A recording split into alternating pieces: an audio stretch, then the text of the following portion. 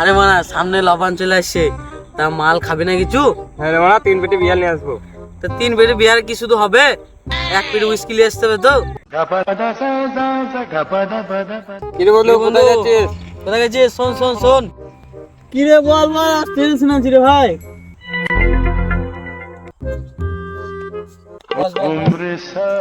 লবণের প্ল্যানিংটা তো করতে হবে। ওইসব শুনবার এখন সময় নেই গো, টেনশন আছি প্রচুর। কেন গো মা, কি হলো আমাদের একটু বলো খুলে।